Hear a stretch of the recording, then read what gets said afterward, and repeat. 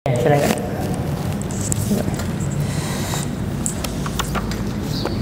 Assalamualaikum warahmatullahi wabarakatuh. Kajian ini bagi saya kabar gembira, Ustaz. Jadi saya mencoba untuk menyebarluaskan kabar gembira itu kepada teman saya.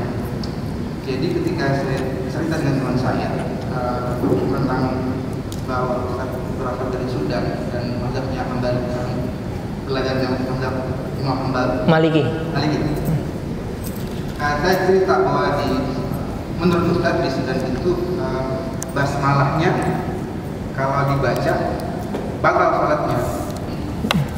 Karena saya kurang klop nangkapnya, jadi pertanyaan itu basmalah di Al-Fatihah atau di ayat di surat sesudah Al-Fatihah itu, Ustaz. Yang pertama. Yang kedua, kami membahas masalah bahwa di Sudan bangkai buaya itu boleh dimakan.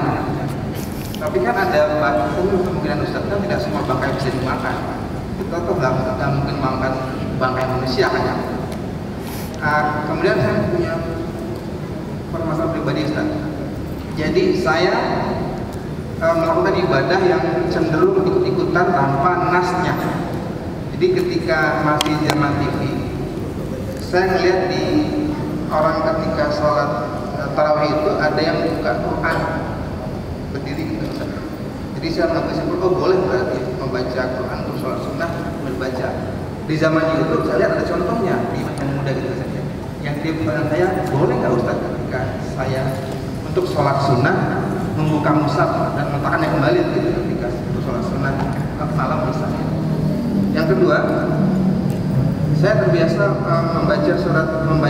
membaca penggalan surat Al-Imran 89 sampai 195. Itu kan ada kata Rabbana, Ustaz. Boleh tidak ketika untuk sholat sunnah saya mengulang kata Rabbana 3 kali misalnya? Untuk di ayat itu kan cuma 1 kali, boleh nggak saya ulang 3 kali? Seperti itu.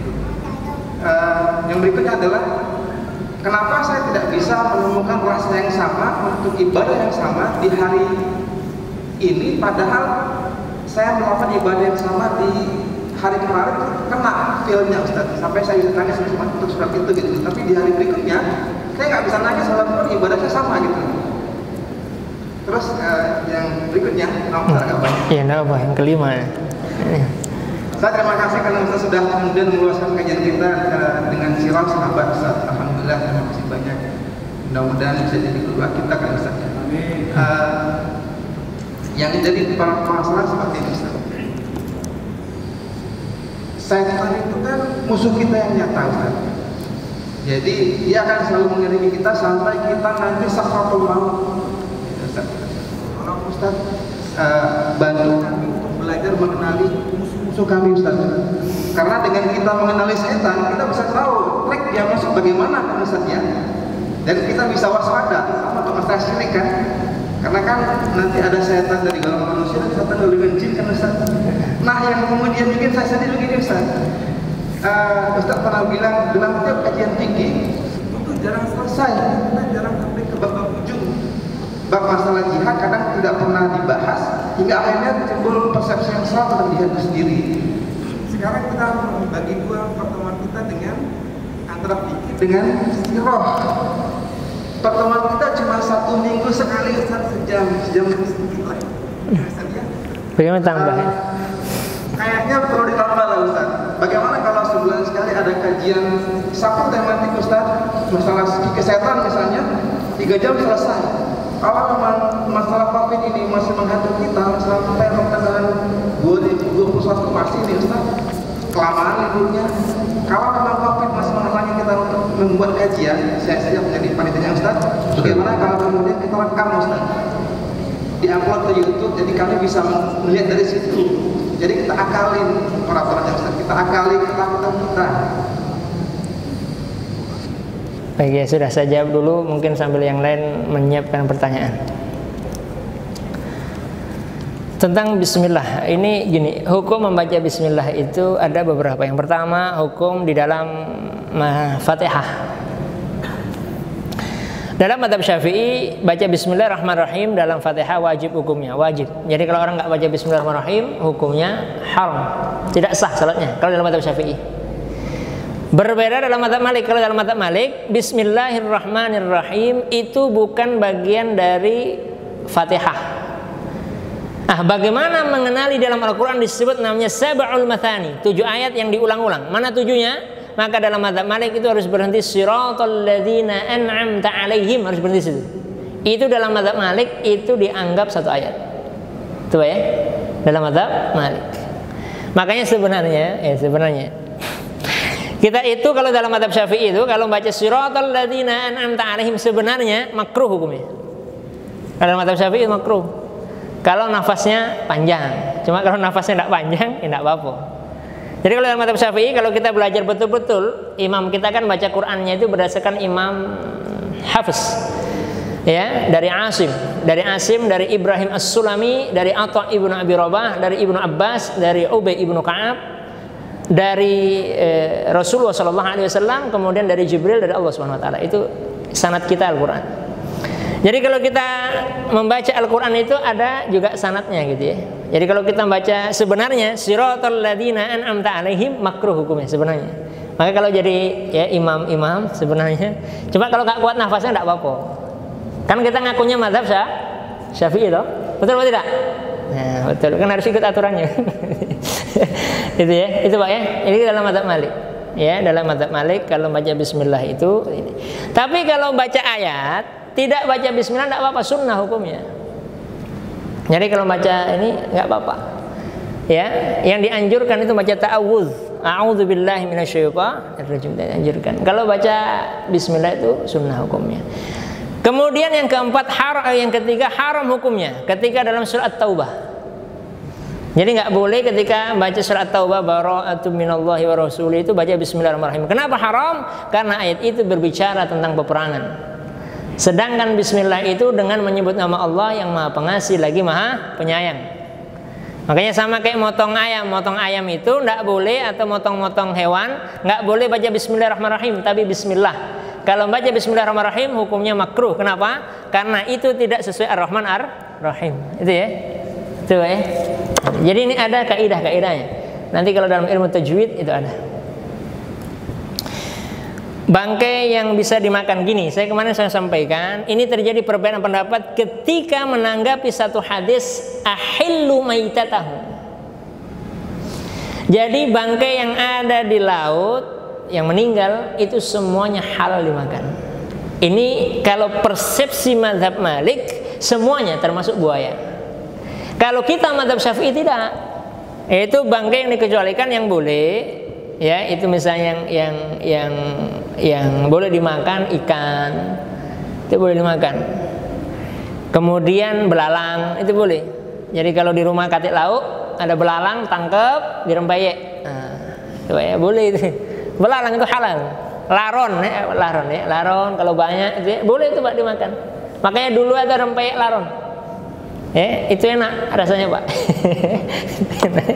Kemudian ya itu boleh, itu ada bangkai. Makanya dulu ada pertanyaan, Ustaz, bagaimana hukumnya ikan yang tidak disembelih? Ya tidak apa-apa, ikan itu bangkai disembelih di mana?